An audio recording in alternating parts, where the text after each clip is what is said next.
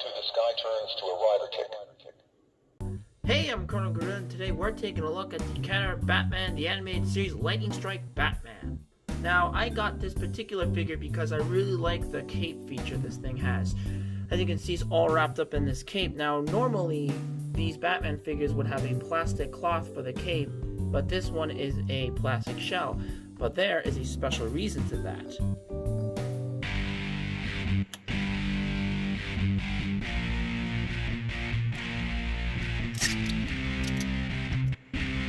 And here we have the glider. As you just saw, the glider pack makes this figure very, very back heavy.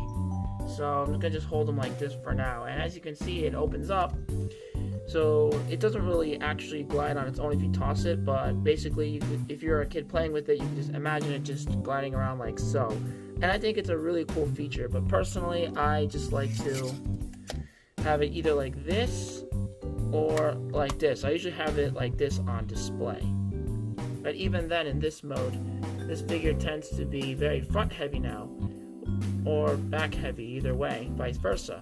Because I've had many times where I'm sleeping and in the middle of the night, this thing just falls off the shelf. It scares the crap out of me every single time. Oh! What was that? Oh, it's just Batman. Anyway, this cape is removable. You just lift it up like you're going into the glider mode, and when you lift up the arms, you see these pieces here, and they can be removed like so. Oh, the whole thing came off. That was unintentional, but it has this whole little cloth thing here, and it just comes off nice and easily. For Batman's other accessory, you get this rubbery grappling hook, which doesn't do much, but it does look cool. Now, as for the figure itself, I think Kenner did a pretty good job. Now, basically with these Batman figures that they made in the 90s, they would take a base mold of Batman or something, and then they just repainted some random color, and then they just tossed in some accessories, and bam! You got yourself a new Batman figure. For a 90s toy, this figure is very animation accurate, and it's got the same proportions of Batman from the animated series.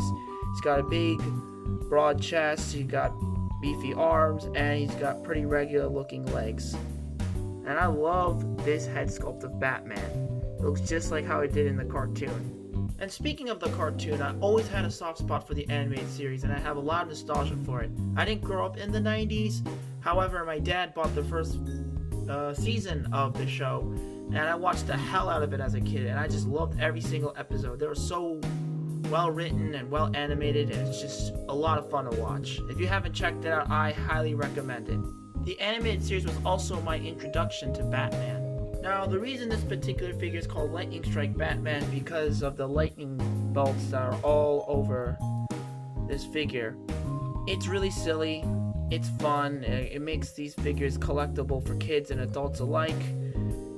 I really don't have much to say for this, other than it looks interesting. It's an interesting design, but I'd prefer if I had the combat belt Batman. I think that's what it was called. It was like the default Batman, and it came with the grappling hook that actually worked, and it goes for a lot of money aftermarket, and it's the only animated series figure I own at the time of this recording.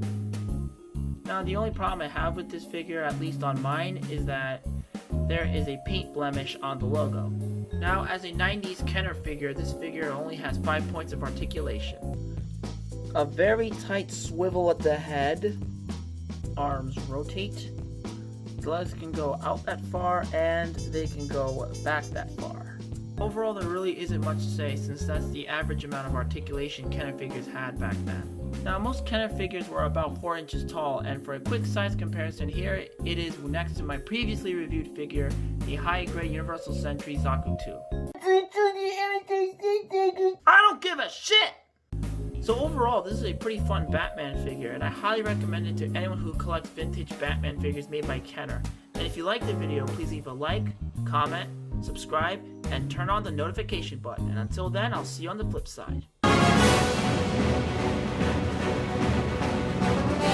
Whoa!